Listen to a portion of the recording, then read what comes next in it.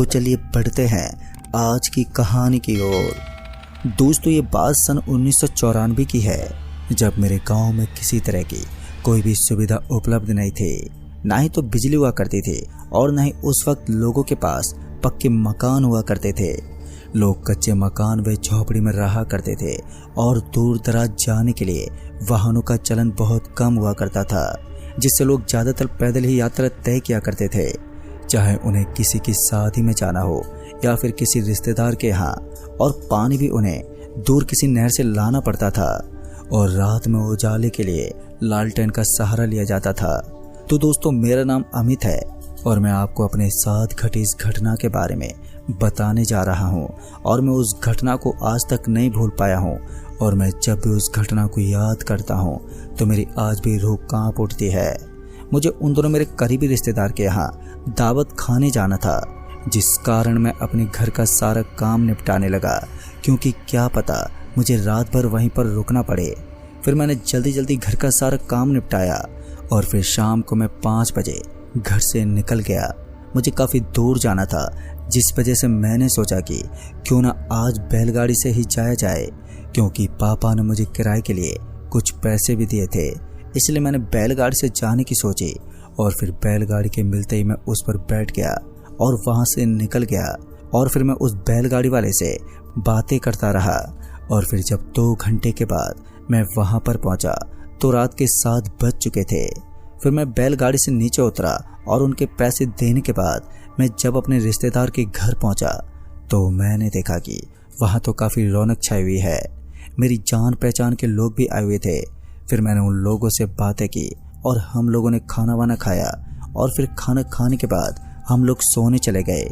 मेरे साथ 2 और लोग भी थे जो कि मेरे भाई लगते थे। उस समय सर्दियों का मौसम भी चल रहा था, जिस वजह से हम लोगों ने चौतरे पर ही अपनी खटिया बिछाई और फिर हम लोग लेट गए। फिर कुछ देर बातें करने के बाद मेरे भाइयों को भी नींद आने लगी, जिस वजह से वो सो गए और उन दोनों के सोने के बाद मेरी आंखों में भी नींद भर गई। फिर मैं भी चादर ओढ़कर सोने लगा, लेकिन थोड़ी देर बाद अचानक ही किसी ने मेरी चादर को खींच लिया और फिर जब मैंने आंख खोलकर देखा तो मैंने पाया कि चादर नीचे की ओर पड़ी हुई है। अब मेरी तो समझ में नहीं आया कि ये कैसे हुआ। मैं उस वक्त यही सब सोचता रहा। फिर उसके बाद मैंने वहम समझकर चादर को वापस से ओढ़ लिया और फिर मैं सोने लगा। मगर जैसे फिर मेरी आंख लगी तो उसी बीच फिर से किसी ने मेरी चादर को खींचा और चादर के खींचने के बाद जब मैंने सामने देखा तो मैंने पाया कि एक लड़की मेरे खटिया के सामने खड़ी है। लेकिन जब मैंने उस लड़की के चेहरे की तरफ देखा तो मानो मेरी आंखें तो उसके चेहरे से हट ही नहीं रही थी, क्योंकि वो लड़की बहुत ही ज़्यादा खूबसूरत थी। उसकी खूबसूरती को देखकर मैं उठकर बैठ गया और फिर जैसे मैं खटिया से उठकर बैठा कि तभी वो लड़की थोड़ा पीछे हटी और मुझे देखकर मुस्कुराने लगी। उस लड़की को मुस्कुराता देखकर मेरे चेहरे पर तो चमक आ गई। और फिर जब मैं खटिया से नीचे उतरा तो वो लड़की मुझे उस वक्त बहुत ही ज़्यादा मोहित कर चुकी थी। पता नहीं उस लड़की में ऐसा क्या था। और फिर इसके बाद मैं जैसे उसके पास गया कि तभी अचानक से वो लड़की पीछे हट गई और पीछे होने के बाद उसने कहा कि इतनी भी जल्दी क्या है। उस लड़की की ये बात सुनकर मेरे अंदर तो मानो लड्डू फूटने लगे थे। फिर मैं वहीं पर रुक गया और उस लड़की से पूछने लगा कि आप इतनी रात को यहाँ पर क्या कर रही हो। लेकिन मेरी बात पर उसने कोई जवाब नहीं दिया और वो पीछे मुड़ गई और घर से बाहर की तरफ जाने लगी। अब मेरी तो समझ में नहीं आया कि इसे हुआ क्या। मेरी बात का जवाब भी नहीं दिया और बिना कुछ कहे ही वो जाने लगी। मैं यही सब अभी सोच ही रहा था कि तभी वो लड़की अचानक से रुकी और पीछे मुड़ी और हल्की सी मुस्कान से मुझे अपने पीछे आने का इशारा किया और फिर इशारा करने के बाद वो वापस से जाने लगी। उस वक्त पता नहीं मेरे अंदर क्या खुजली मच रही थी, जो मैं उसके इशारा करते ही उसके पीछे पीछे जाने लगा और फिर घर से बाहर निकल गया। घर से बाहर निकलने के बाद जब मैंने बाहर देखा तो उस वक्त पूरा गांव गहरी नींद में डूबा हुआ था, जिस वजह से मुझे आसानी हो रही थी ताकि मुझे कोई उस लड़की के पीछे जाता ना देख ले। फिर कुछ ही देर के बाद वो लड़की मुझे गांव से बाहर ले आई, लेकिन अभी भी वो लड़की आगे आगे चली जा रही थी। एक पल तो मुझे ये भी लगा कि मैं इससे पूछ लूं कि हम किधर जा रहे हैं, मगर मैंने उस लड़की से पूछना सही नहीं समझा और फिर थोड़ी और आगे जाने के बाद वो लड़की एकदम से रुक गई और उस लड़की के रुकते ही मैं भी रुक गया। लेकिन जिस जगह वो लड़की रुकी हुई थी वो जगह मुझे पूरी वीरान दिख रही थी।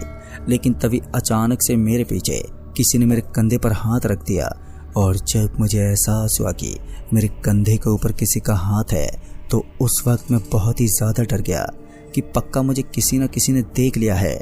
लेकिन जब मैंने डरते हुए पीछे की तरफ देखा तो मेरी आंखें फटी की फटी रह गई। दरअसल मैंने देखा कि ये तो वही लड़की मेरे सामने खड़ी है जिस लड़की के पीछे पीछे मैं यहाँ तक आया था। और उस लड़की का चेहरा अब बुरी तरह से जला हुआ था और साथ ही उसके हाथों से मांस भी बाहर निकल रहा था।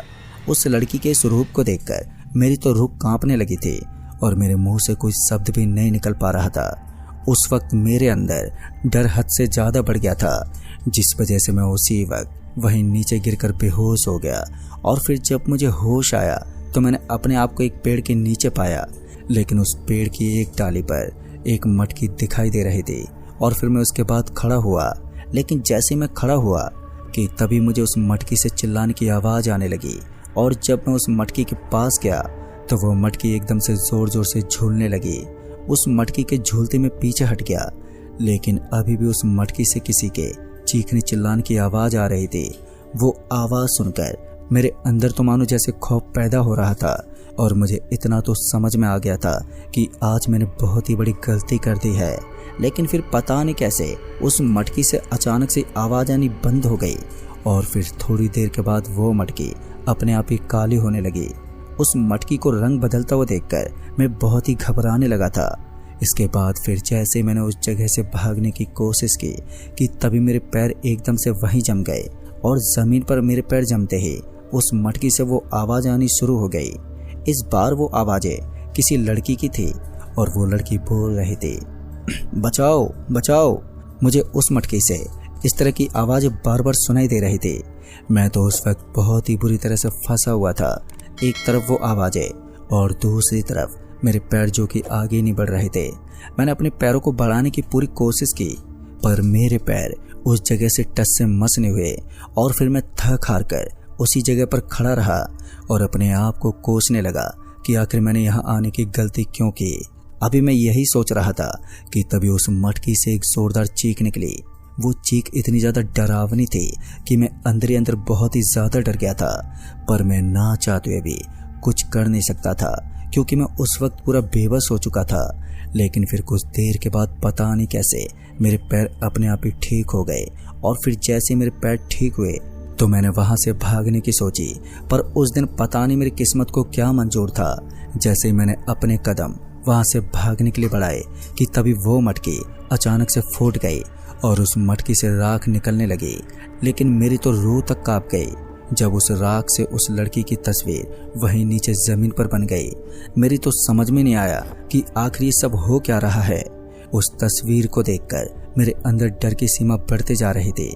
फिर इसके बाद अभी थोड़ी देरी हुई होगी कि वो तस्वीर अचानक से अपने आप ही वहाँ से गायब हो गई और उस तस्वीर को एकदम से गायब होता देखकर मेरे अंदर और भी बेचैनी बढ़ने लगी कि अब कौन सी मुसीबत आने वाली है। मैंने उस वक्त ये सब सोचा ही नहीं था कि उसी बीच में जिस पेड़ के नीचे खड़ा हुआ था वो पेड़ जोरों से हिलने लगा। पेड़ को जोरों से हिलता देखकर मैं उस जगह से भागने लगा और बिना कुछ सोचे समझे बस भागते रहा। मगर मेरी किस्मत उस वक्त इतनी खराब थी कि मैं थोड़ी दूर पहुंचा ही था कि तभी मेरा पैर किसी चीज़ से जोर से टकरा गया और मैं वहीं नीचे गिर पड़ा। लेकिन जब मैं नीचे गिरा तो मेरा सर एक पत्थर से जाकर टकरा गया, जिस वजह से सर से चोट लगने के कारण मेरी आंखों के सामने अंधेरा छा गया और फिर थोड़ी देर के बाद मैं वहीं बेहोश हो गया। फिर जब मेरी आंखें खुली तो मैंने एक बार अपने आप को एक तालाब के बगल में लेटा पाया। मेरी हालत तो उस वक्त बहुत ही ज़्यादा खराब हो गई थी। एक तो सर पे चोट लगी थी और इस बार मैं यहाँ पर कैसे आ गया, उस वक्त ये सब मेरी समझ से बाहर था। फिर मैं वहाँ से उठा और जब मैंने उठकर अपने चारों ओर देखा तो मुझे अपने सामने की तरफ एक चिता चलती हुई नजर आई और उसके साथ एक औरत जो कि उसी चिता के बगल में बैठी हुई थी, मगर उसने घूंघट डाल रखा था। उस वक्त मैं जिस जगह पर खड़ा हुआ था वो जगह शमशान भूमि थी जहाँ लोगों को जलाया जाता है। उस लड़की को वहाँ पर बैठा देखकर अब मेरे जहन में यही सवाल चल रहा था कि ये लड़की वही है जिसने मुझे इस जगह फंसाया है। मैं अभी उस लड़की की तरफ ही देख रहा था कि तभी किसी ने मेरा पैर पकड़ लिया, और जब मैंने नीचे देखा तो मेरी तो उस समय हवा टाइट ही हो गई, क्योंकि वो हाथ तालाब से निकलकर मेरे पैरों को पकड़ा हुआ था। उसके हाथ बुरी तरह से जले हुए थे और साथ ही बहुत ही डरावने थे। मैंने अपने पैरों को उस हाथ से छुड़ाने की बहुत ही कोशिश की, मगर उन हाथों ने मेरे पैरों को नहीं छोड़ा और उन हाथों ने मेरे पैरों को पकड़कर मुझे तालाब के अंदर खींच लिया और मुझे डुबोने लगे। उस वक्त मैं चीखते चिल्लाते रहा, पर उसने मेरे पैर नहीं छोड़े और फिर मैं भगवान का नाम जपना शुरू कर दिया। फिर कुछ देर के बाद उन हाथों ने मेरे पैरों को छोड़ा और फिर मैं जैसे तैसे करके तालाब से बाहर आ गया। बाहर आने के बाद मैंने सांस पे सांस ली और साथ ही मेरी धड़कनें भी बढ़ने लगी थी, पर मैं जल्दी से उठा और फिर जब मैंने उस चिता की तरफ अपनी निगाहें बढ़ाई तो मैंने पाया कि अब वो लड़की उस चिता के पास नहीं है। उस लड़की को उस जगह ना देखकर मेरी आंखें तो फटी की फटी रह गई और इस बार मैंने बिना कुछ सोचे समझे वहां से भागना शुरू कर दिया। और फिर जब मैंने भागते भागते पीछे की ओर देखा तो वो लड़की मेरे पीछे पीछे आने लगी। फिर मैंने अपने पैरों की स्पीड को तेज कर दिया और फिर कुछ ही देर के बाद मैं गांव के अंदर पहुंच गया।